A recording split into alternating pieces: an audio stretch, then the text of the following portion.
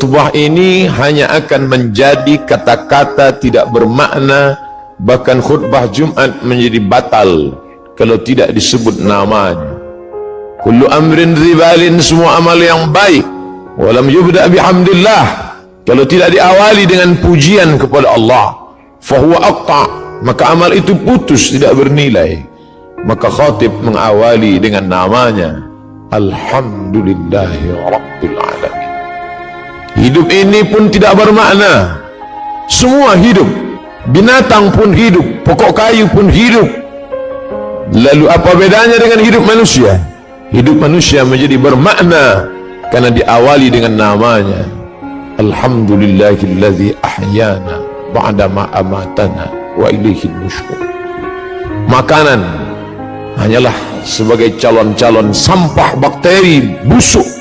Ma'akalta fa'afnaita, yang kau makan akan membusuk, dan makanan itu akan menjadi bermakna, bernilai ibadah di hadapan Allah ketika namanya disebut. Ya ghulam, wahai anak kecil, sammillah, sebut nama Allah. Dalam hadis yang lebih panjang, meskipun dhaif, boleh diamalkan untuk fadail a'mal, motivasi beramal. Allahumma barik lana fima razaqtana wa qina adzabannar. Menyebut namanya merubah sampah menjadi ibadah. Menyebut namanya kata-kata tak bermakna menjadi ibadah. Menuliskan namanya di kertas yang sebelumnya hanyalah goresan tinta di atas kertas yang hampa tak bermakna, tapi kemudian ketika nama itu ada di atasnya, maka menjadi sucilah dia. La yamassuhu illal mutahharun, tidak boleh disentuh kecuali oleh orang-orang yang suci, bersih daripada hadas, bersih sebagai najis. Innahu min Sulaiman wa innahu bismillahirrahmanirrahim. Hati yang cemas, hati yang gundah, hati yang sedih, tiba-tiba kesedihan, kecemasan, ketakutan menjadi hilang ketika disebut namanya. Ya Muhammad, ya Rasulullah. Andai orang kafir Quraisy itu menoleh ke bawah, tentulah mereka akan menangkap kita, tentulah mereka akan membunuh kita, karena kita sudah lari dari kejaran mereka. Idhuma fil ghari, ketika mereka berdua berada di dalam gua. Idh yaqulu li sahibihi, ketika dia berkata kepada sahabatnya yang sedang ketakutan, cemas, la tahzan, jangan takut, jangan cemas, jangan khawatir, innallaha ma'ana, Allah bersama kita. Ma dhannuka bithnaini, hai Abu Bakar As-Siddiq, kalau kau sangka kita berdua, fallahu thalithuhuma, ada Allah di antara kita. Wa huwa ma'akum aynama kuntum, dia selalu bersama dimanapun kamu berada. Ketika dunia terasa sempit, Allahumma qad daqat alayka, Allahumma qad daqat alayya, ya Allah sudah terasa sempit dunia ini bagiku. Bima rahubat, padahal sebelumnya dunia ini lapang, tapi hari ini terasa sempit. Maka keluar dari mulut, ya Allah. Idza daqat alayka dunya faqul ya Allah. Kalau terasa sempit dunia, hembuskanlah nafas panjang, katakan ya Allah. Idza sa'alta fas'alillah, kalau kau minta, mintalah kepada Allah. Wa idza sta'anta fasta'in billah, kalau memohon pertolongan, tiada tempat meminta, tiada tempat berharap kecuali Dia. Tempat yang najis, tempat yang kotor, tempatnya syaitan, tapi ketika namanya disebut, tempat itu pun berubah menjadi bernilai ibadah. Allahumma inni a'udzubika minal khubuthi wal khaba'ith. Di tempat itu tidak boleh disebut namanya. Tulisan yang ada di cincin Muhammad Rasulullah tidak boleh dibawa ke dalamnya. Lalu hamba itu merasa dirinya berdosa, keluar dari tempat najis, kotor, berbau busuk itu. Dia langkahkan kaki kanan, lalu dia katakan, ghufranaka, ghufranak, ampunkan aku ya Allah, karena tadi aku lalai. Lidah yang kau ciptakan mesti menyebut engkau, tapi aku pakai menyebut yang lain. Tapi itu bukan juga karena kesalahanku, tapi karena memang tidak boleh menyebut nama engkau yang suci, di tempat yang kotor, maka dia katakan, ghufranaka, ampunkan aku ya Allah, karena lidahku lalai menyebut namamu. Begitulah hidup orang beriman, tidak pernah kosong dari sesuatu apapun selain keluar dari mulutnya Masya Allah, la haula wa la quwata illa billah, subhanallah.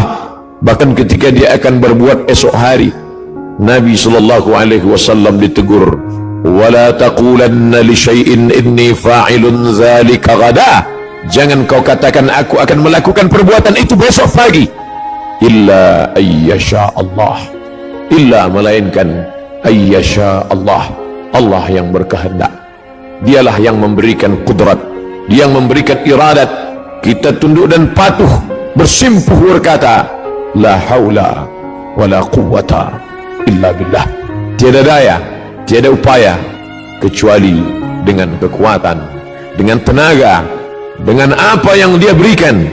Dan sampai masanya semua itu akan diminta, dituntut, diminta pertanggungjawaban di hadapan Allah Subhanahu wa ta'ala. Nikmat terbesar bagi kita hari ini bukan kaya, karena banyak orang yang kaya tapi harta tidak bisa menolong di hadapan Allah. Nikmat terbesar bagi kita hari ini bukanlah jabatan. Kenapa banyak jabatan tapi tidak bisa menolong melepaskan dari neraka jahanam? Kalaulah manusia itu mulia karena jabatan, maka Fir'aun jauh lebih mulia. Kalaulah manusia itu mulia karena harta, maka Qarun sampai hari ini harta yang tertimbun di dalam tanah, tetap orang berkata harta Qarun. Kalaulah orang mulia karena otaknya, maka tidak ada yang lebih cerdas daripada Haman. Tapi kemuliaan terletak pada Allahumma ja'al akhir kalamina, ya Allah jadikanlah akhir kalam kami inda intihai ajalina, ketika ajal sampai, yang terakhir, ucapan akhir yang keluar dari mulut adalah la ilaha illallah. Itu yang dulu pertama didengar. Sebejat apapun seorang ayah, sejahat apapun seorang ayah, ketika anaknya lahir, air matanya menetes. Mengikut hadis riwayat dalam Sunan At-Tirmidzi, Imam Abu Isa At-Tirmidzi berkata hadisun hasan, hadis hasan, layak diamalkan. Tetap dia bisikkan ke telinga anaknya sayup-sayup, Allahu Akbar, Allahu Akbar. Lafaz itu yang dia bisikkan. Apa yang dia inginkan? Anakku, aku tidak ingin kau menjadi orang kaya tapi kau tidak menyebut Allah. Aku tidak ingin engkau menjadi penguasa tapi kau tidak kenal Allah. Aku tidak ingin engkau menjadi orang yang cerdas, IP-mu 4 di atas rata-rata, orang memuji mengagungkanmu, tapi kau tidak mengenal Allah. Aku hanya ingin saat di akhir hayatku, saat aku terbujur kaku, yang terakhir membisikkan ke telingaku lafaz Allah, dan yang mengajarkannya dulu adalah aku saat matamu belum terbuka, saat mulutmu menganga karena tangisan. Tapi ketika bisikan itu sayup-sayup masuk ke pangkal telinga, tertancap ke dalam lubuk hati yang paling dalam, saat itu pun kau juga akan membisikkan ke telingaku, laqinu mautakum, talqinkan orang yang mati sakratul maut di antara kamu dengan bunyi kalimat la ilaha illallah.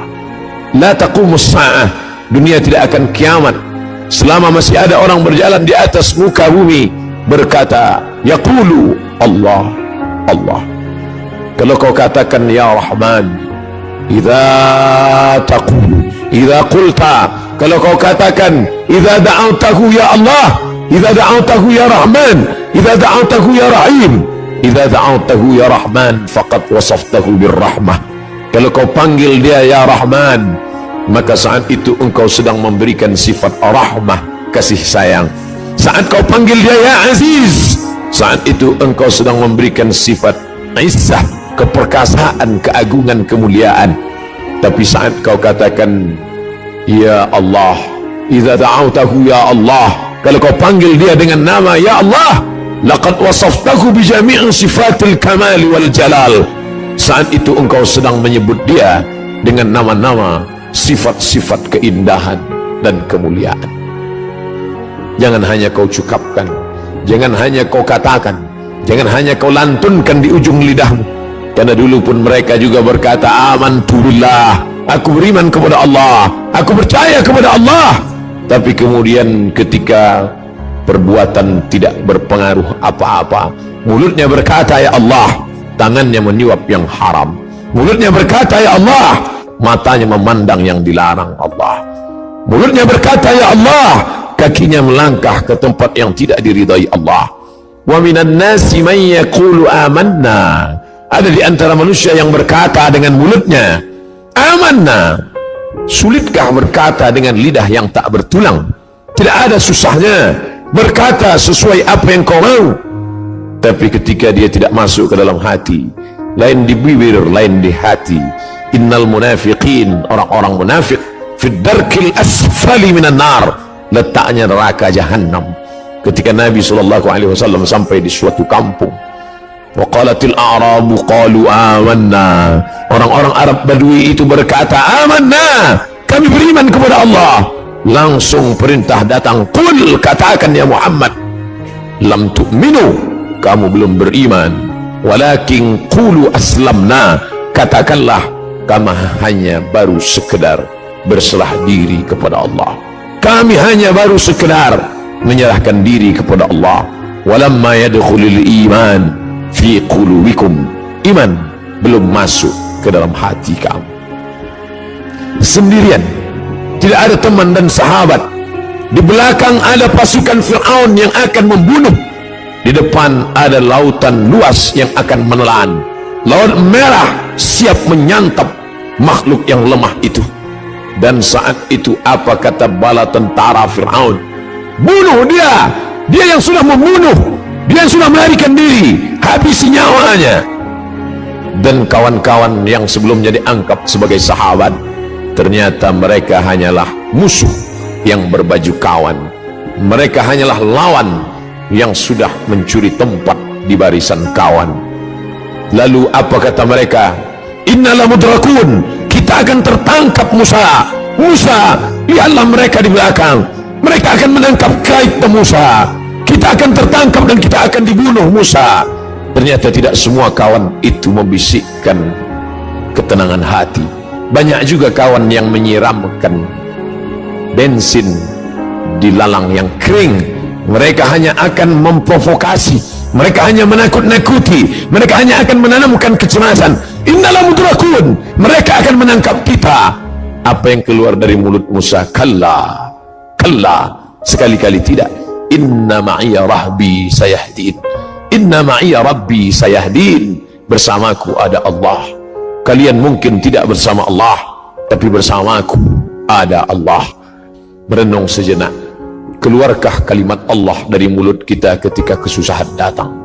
Keluarkah kalimat Allah dari mulut kita ketika sumpah serapah datang? Atau dia hanya kata-kata yang bersemayam saat hati senang? Kalau kesenangan dan kesusahan membuat berbeda, pujian membuat melambung, caci maki membuat murung, sesungguhnya belumlah kita beramal mukhlishina lahuddin.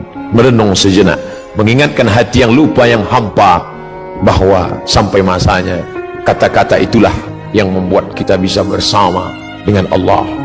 Allah, Allah. Barakallahu li wa lakum fil Qur'anil azim, wa nafa'ani wa iyyakum bima fihi minal ayati wadh dhikril hakim, wa taqabbala minni wa minkum tilawatahu innahu huwal ghafurur rahim.